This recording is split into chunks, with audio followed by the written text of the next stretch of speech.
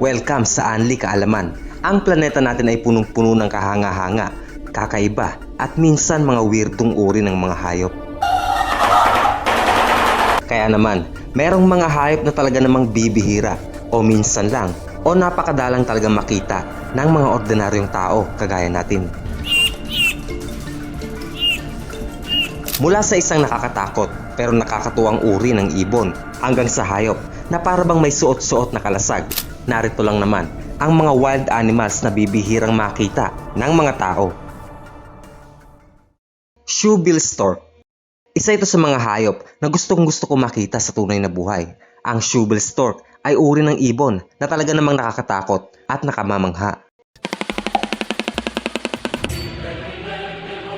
Ito ay isang uri ng hayop na bibihirang makita ng mga tao. Makikita lamang ito sa kontinente ng Africa, partikular sa Central Tropical Africa, sa mga bansang Sudan, South Sudan, Eastern Congo, Rwanda, Uganda, Tanzania at Zambia. Ang mga tao na nakakita sa uri ng ibon na ito ay talaga namang hindi nila mapigilang kumuha ng picture dahil kahit nakakatakot ang itsura nito ay mamamangha ka naman.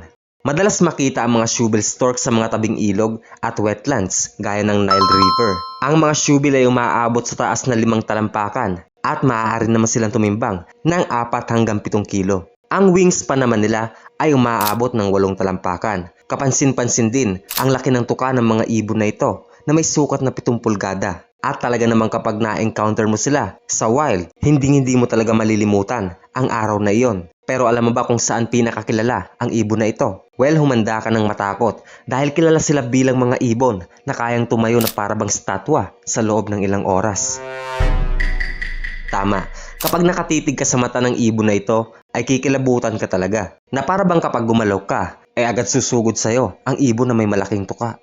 Bibihira lang ang taong nakakakita nito sa wild, kaya naman maliit lang din ang tsansa natin na makita ang ibon na ito, lalo na't hindi tayo taga-Africa. Mabuti na lamang at may mga YouTube video na kagaya nito, kaya i-like mo na yan at mag-subscribe ka na din. Pangolin. Gaya ng mga tao, meron ding mga hayop na sadyang mahiyain din at hanggat maaari, ayaw nilang makakita ng tao sa lugar o tirahan nila. Lalo na kung ang mga tao na ito ay madalas silang hinuhuli at pinapatay. Ang mga pangolin ay isang uri ng mammals na sa mga araw na ito ay talaga namang napakahirap mahagilap o makita sa wild.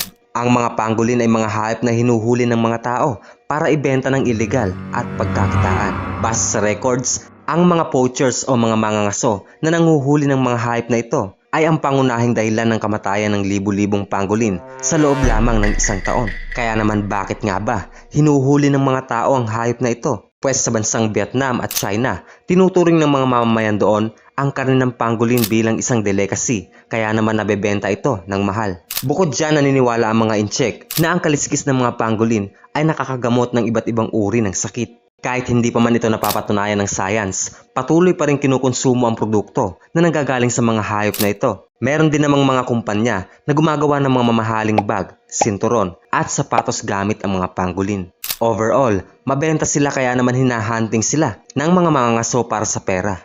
Ang mga hayop na ito ay tinagurian din na the most trafficked animal.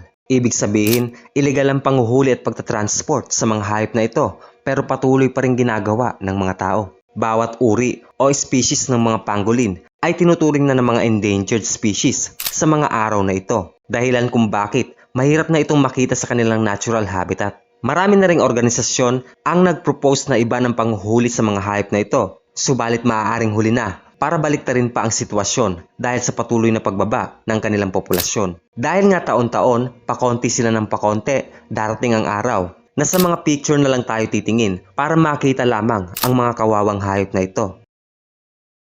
Elephant shrew.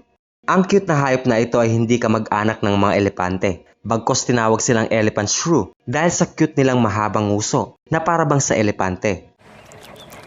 Take a closer look at that snout. Ang mga maliliit na mammals na ito ay may sukat na 10 hanggang 30 sentimetro lamang. Ganun pa man, ang mga hayop na ito ay magagaling na survivor sa kahit na anong uri ng habitat. Makikita sila sa mga grassland, disyerto, gubat, bundok at sa mga malalapit sa tubig. Ang mga hayop na ito ay native sa Southern Africa, partikular sa Namibia at sa Botswana. Pero kahit na magaling makasurvive ang mga hayop na ito sa iba't ibang uri ng lugar, bibihira pa rin silang makita ng mga tao. Bakit nga kaya? Pues unang-una sobrang liit nila kaya hindi siguro napapansin madalas ng mga tao. Pangalawa, ang elephant shrew ay isa sa mga pinakamabibilis na maliliit na mammal sa buong mundo. Ang bilis nila ay maaabot lang naman ng 17.9 miles kada oras o kaya naman ay 28.8 kilometers per hour. Ang mga elephant shrew ay isa din sa mga kakaibang hayop na nilikha ng ating kalikasan dahil sa kanilang itsura. Para silang maliliit na daga pero meron silang uso na para namang sa mga elepante. Sadyang maraming kahanga-hangang bagay ang pwede nating makita sa ating mundo. The Northern Hairy-Nosed Wombat. Pangalan pa lang, mukhang cute na ang hayop na ito. Para itong isang teddy bear na naglalakad. Tignan mo naman. Sa kabila ng cute na itsura ng mga hayop na ito, nakakalungkot namang malaman na sila ay nabibilang sa listahan ng mga endangered species. Kagaya ng lahat ng uri ng wombat, ang klase ng wombat na ito ay mabigat din, siksik ang katawan at maikling buntot at malalakas na mga binti. Ang mga hayop na ito ay mahirap makita sa wild kung saan sila nakatira dahil ang mga hairy-nosed wombat ay ang pinakamalaking herbivores na mammals na naghuhukay ng kanilang tirahan. Alam mo naman ang mga herbivores, mga hayop na kumakain ng mga halaman at karamihan sa kanila ay hindi naman naghuhukay gaya ng kabayo, baka at kalabaw. Pero ang mga wombats na ito ay nagtatago sa ilalim ng lupa. Kaya naman kung gusto mo talagang makakita ng mga ganito, kakailanganin mo pang pumunta sa mga zoo na nag-aalaga ng mga hayop na ito.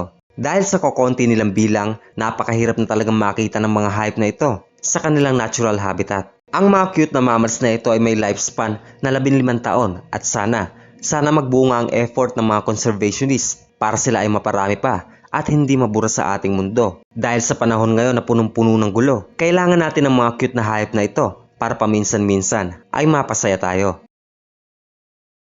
Borneo Pygmy Elephant. Ang uri ng elepanteng ito o ang Borneo Pygmy Elephant ay ang pinaka-cute, pinakamaliit na lahi ng elepante sa buong mundo. Ang mga elepanteng ito ay matatagpuan lamang sa Borneo na pinaghahatian ng 3 bansa, Indonesia, Malaysia at ng Brunei. Nakatira ang mga elepanteng ito sa malawak na kagubatan ng Borneo at pangatlo din ito sa pinakamalaking isla sa buong mundo. Dahil nga ang mga pygmy elephant na ito ay ang pinakamaliliit na uri ng elepante, hindi nakaila na cute ang itsura nila. Ang lahi ng mga elepanteng ito ay mga descendants ng mga alagang elepante ng mga sultan noong araw. At bilang alaga ng mga sultan, sila ay tinuturing na pet ng mga mayayamang sultanato noong araw.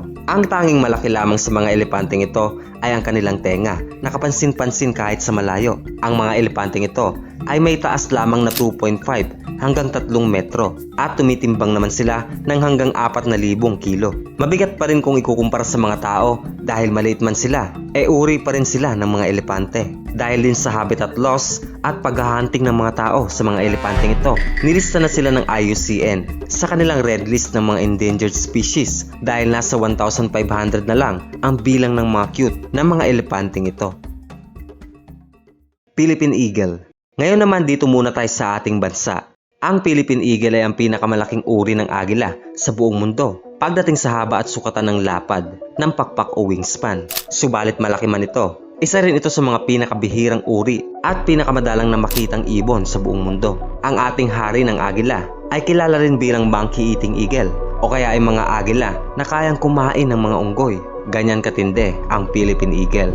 Ang agilang ito ay syempre dito lang sa Pilipinas makikita at hindi lang basta sa Pilipinas dahil 4 na isla lamang sa Pilipinas ang kasalukuyang pinaninirahan ng mga agilang ito. Yan ay sa Luzon, Samar, Leyte at sa Mindanao. Ang Philippine Eagle ay kayang umabot ng hanggang 60 taon at isa rin ang mga ibon na ito sa mga apex predator o mga predator na nasa rurok ng food chain. Kaya naman malaki talaga ang papel na ginagampanan nila sa ating kagubatan. Ang mga hayop na kinakain ng mga Philippine Eagle ay mga flying lemurs, palm civets o kilala rin sa probinsya na musang, mga flying squirrels at syempre mga unggoy. Paminsan-minsan kaya din nilang pumatay ng mga maliliit na usa na nakikita nila sa gubat. Ang timbang naman ng Philippine Eagle ay nasa pagitan ng 5 hanggang 8 kilo. Kaya ibig sabihin, kaya nilang kumain ng hayop na tila ba mas mabigat pa sa kanila. Take note mga lods, ang panguhuli ng ibong ito ay illegal dito sa Pilipinas at maaari kang makulong ng hanggang 12 taon kapag ikaw ay nahuli. Dahil naman sa pag-uuling at pagputol sa ating kagubatan, kaya unti-unting nauubos ang populasyon ng mga naggagandahang ibon na ito. Kaya naman napakahirap na sa panahon ngayon ang makita sila sa kanilang natural habitat. Tinataya kasi na nasa 400 pares na lang ang natitira sa mga ibon na ito. Seneca White Deer. Maraming kakaibang hayop ang lagi na lang pinaghihinalaan ng mga conspiracy theorists. Isa na dyan ang mga Seneca White Deer. Bakit nga ba? Pwes, wala pa kasing nakakaalam kung saan nga ba talaga nanggaling ang mga magagandang uri ng usa na ito. Kaya naman tila ba magical ang presensya nila sa mga tao. Ang mga teorya patungkol sa mga white deer na ito ay army experiment gone wrong o pinag-eksperimentuhan daw ng mga sundalo ang mga usa na ito kaya nagkaganito sila. Isa pang teorya ay epekto daw ng radioactive genetic mutation at ang teorya na multo daw ang mga puting usa na ito. Kung hindi ka naman kumbinsido sa mga teorya na nabanggit ko kanina, pues maaari naman tayong makinig sa mga siyentipiko na nagsasabing nagtataglay lang ang mga usa na ito ng leucism, isang kondisyon kung saan nawawala ang pigmentation ng isang hayop at nagreresulta ng pagputi ng balat, balahibo, buhok o maging pakpak ng mga ibon. Tandaan lang mga lods na iba pa ang mga albino animals dito. Kahit na mahirap mamataan ng mga puting usa na ito sa wild, namumuhay na sila magmula pa noong taong 1941 nang dumami sila sa isang lugar na nasa bakuran sa loob ng base ng mga US Army. At dahil nga ang mga usa ay na-expect natin na kulay brown, magugulat ka talaga kapag nakakita ka ng kulay puti. Mahirap man silang matsyempoan sa wild dahil sa kokonti lang ang bilang nila. Sigurado namang mapapansin mo ito agad kung sakaling mapapadaan ka sa mga area kung saan sila ay matatagpuan. Salamat na lang sa puti nilang balahibo at siguradong hindi mo sila mamimintis. Matatagpuan lamang ang mga puting usa na ito sa Seneca Army Depot sa state ng New York. Young's Finless Porpoise. Tila ba, ang mga pinakabihirang hayop sa mundo ay siya ring mga pinaka-cute na mga hayop at pinapatunayan yan ng Young's Finless Porpoise. Ngiti pa lang ng hayop na ito ay napaka-sweet at charming na. Mas sweet pa sa jowa mo. Mga lods, ang mga porpoise ay kamukha ng dolphin pero hindi sila kamag-anak ng mga ito. Mas related pa sila sa mga narwhals at beluga. Nagkataon lang na magkamuka. Sa kasamaang palad, ang mga Young's Finless Porpoise ay mga hayop na nasa listahan din ng endangered species. Ang Young's naman, sa pangalan nila, ay hango sa isang ilog sa China, ang Yangtze River. Ang mga uri ng porpoise na ito ay palaging nahaharap sa panganib ng pagkaubos dahil yan sa climate change at pagkasira ng natural habitat. Una na ngang na-extinct ang mga Yangtze River dolphin na syempre dati nilang kasamang namumuhay sa ilog ng China. At kapag hindi sila napangalagaan, hindi malabong pati ang mga cute na porpoise na ito ay mabubura na lang din sa mundo. Dahil nga kokonti na lang ang bilang nila na tinatayang nasa humigit kumulang 1,000 na lang sa mga panahon ngayon. Bibihira na ang mga tao na nakakakita sa mga hayop na ito. Kaya mabuti na lamang may ilang mga larawan at video tayo na maaaring panoorin tuwing nais natin silang makita. Purple frog. Ang mga palaka ay may iba't ibang sukat, itsura, lason at syempre kulay. Pero hindi mo naman talaga akalain na merong palaka na kulay purple. Dinosaur pwede, pero palaka. Ang mga lahi ng mga palakang ito ay matatagpuan lamang sa bansang India. Kaya naman tinawag din itong Indian Purple Frog. Nabubuhay na ang mga palakang ito magmula pa noong nakaraang 100 milyong taon. Marami sa mga turista na pumupunta sa bansang India ay hindi nakakakita ng ganitong uri ng palaka. Kaya naman ang kanilang katotohanan sa mundo ay tila ba isang malaking tanong pa rin. Bakit nga kaya?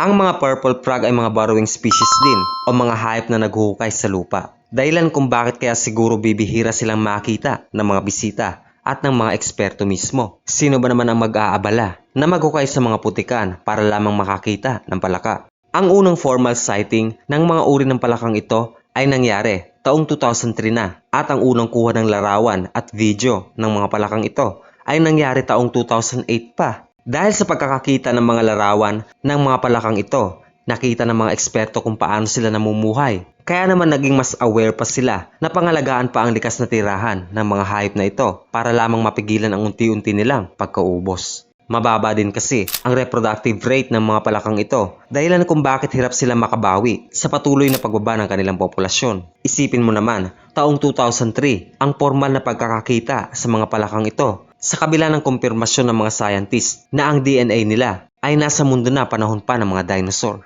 Ganun lang naman ka-elusive o kailap ang uri ng palakang ito, kaya naman hindi sila basta-basta nakikita sa kanilang natural habitat.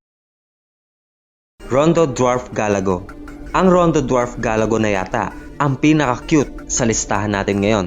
Well, ang Rondo Dwarf Galago lang naman ang pinakamaliit na uri ng galago sa buong mundo. Ang mga galago ay mga uri ng maliliit na primates na kadalasang nakikita sa Africa. Para silang maliliit na unggoy na aktibo tuwing gabi.